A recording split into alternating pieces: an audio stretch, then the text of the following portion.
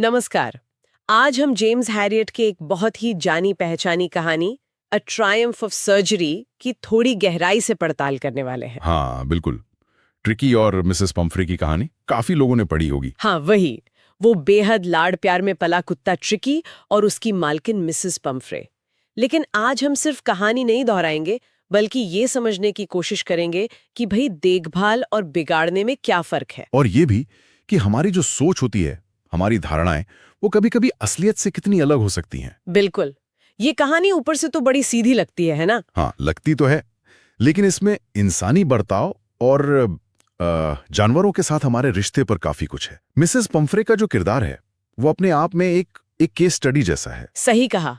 कहानी की शुरुआत ही देखिए, जब डॉक्टर हैरियट जो कहानी सुना रहे हैं वो ट्रिकी को सड़क पर देखते हैं। हाँ, वो कैसे बताते हैं कि ट्रिकी एक फूला हुआ सॉसेज जिसके हर कोने पर एक पैर हो जैसा लग रहा था। बिल्कुल।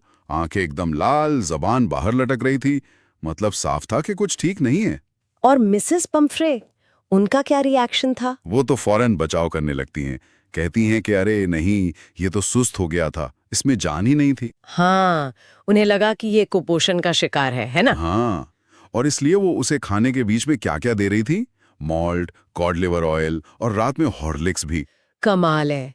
यहीं पर मामला इतना दिलचस्प हो जाता है। एक तरफ जानवर जरूरत से ज्यादा खाने से मतलब मोटा हो रहा है, बिल्कुल। और दूसरी तरफ मालकिन को लग रहा है कि वो कमजोर है। ये सोच का फर्क देखिए। हाँ, और उन्होंने ये भी माना ना कि वो मीठी चीजें कम नहीं कर पाई। हाँ, क्योंकि ट्रिकी को क्रीम केक और चॉकलेट इतने पसंद थे कि वो मना ही नहीं कर पाती थी। ये जो मना न कर पाना है ना, ये बहुत अहम पॉइंट है। क्या ये सच में ट्रिकी का प्यार था या मिसेस पंफ्रे की अपनी जरूरत ही उसे लाड़ करने की? अच्छा पॉइंट है। मतलब उसे खुश देखने की चाहत, भले ही नतीजा बुरा हो रहा हो। बिल्कुल। कई बार हम देखते हैं कि पेट ओनर्स अनजाने में अपनी इमोशनल ज़रूरतें उन पर डाल देते हैं। वो सोचते हैं जानवर भी हमारी तरह ही महसूस करते हैं, चीज़ें चाहते हैं। और ट्रिकी की असल दिक्कत क्या थी? कहानी तो साफ बताती है, उसका लालच। हाँ, उसका लालच। वो कभी खाने को मना करता ही नहीं था। जब भी दो, जो भी दो खा लेता था। और एक्सरसाइज? एक्सरसाइज के नाम पर बस थोड़ी चहलकदमी।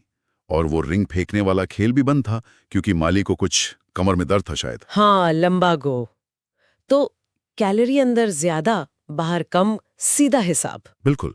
देखिए, मिसेस पंफ्रे का इरादा नेक हो सकता है। वो ट्रिकी को तकलीफ में नहीं देखना चाहती थी, पर जानकारी की कमी और शायद थोड़ी ज्यादा भावुकता, हाँ, उसके कारण उनका तरीका बिल्कुल गलत था। वो लक्षण देख रही थी, सुस्ती, लेकिन कारण गलत समझ रही थी।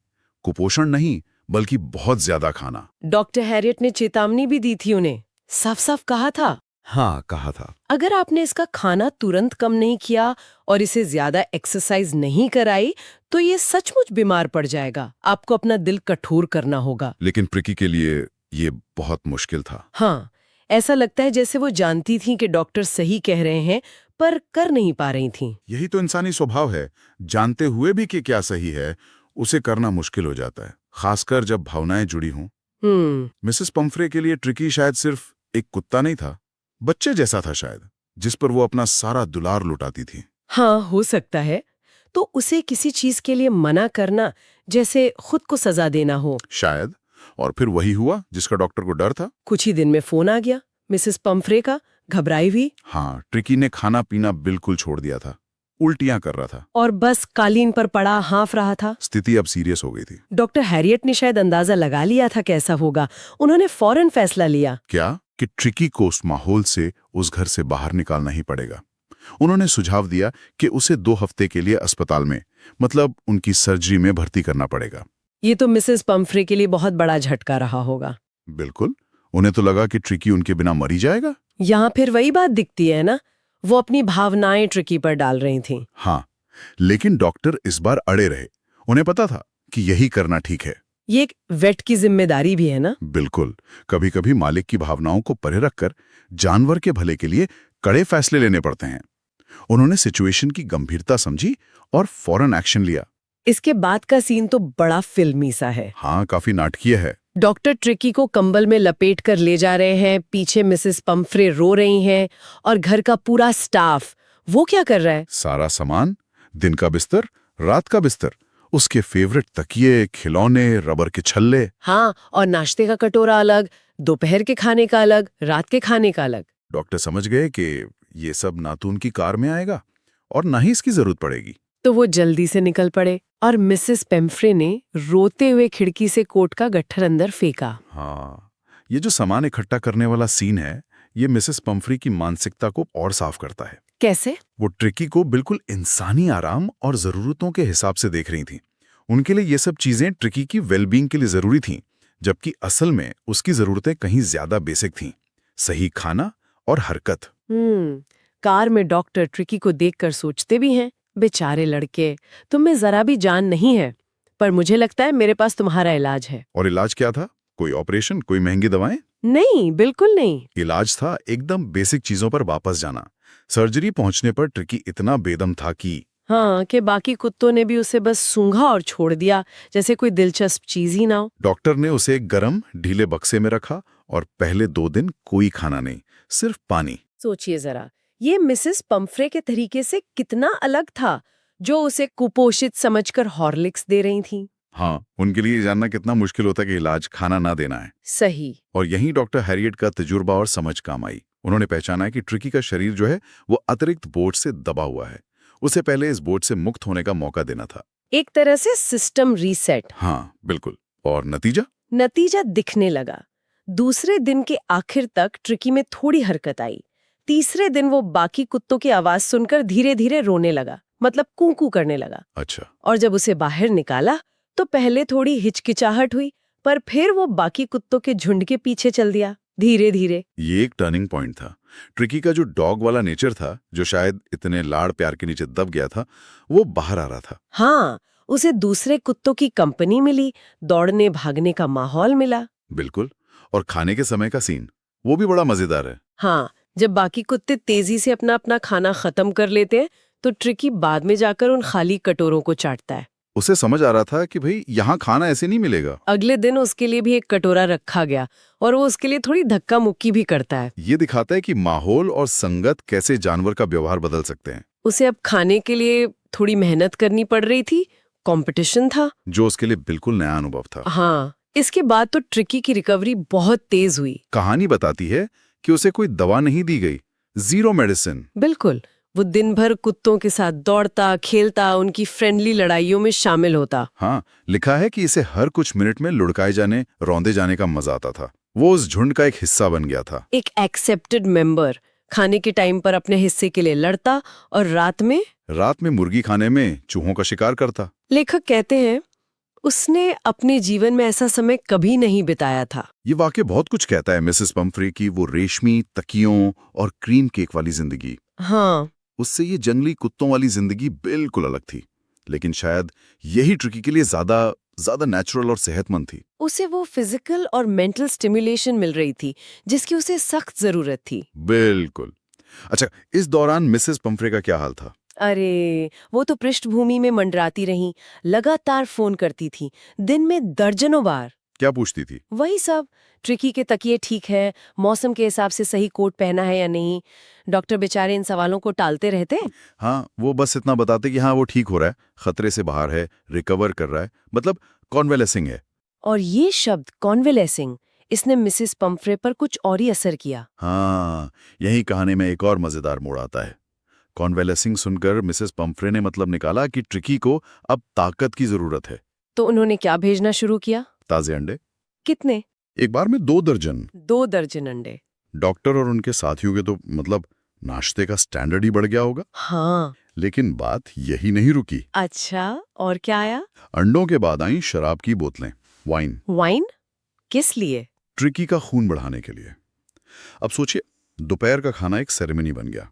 खाने से पहले 2 ग्लास, खाने के दौरान कई ग्लास। ये तो हद है।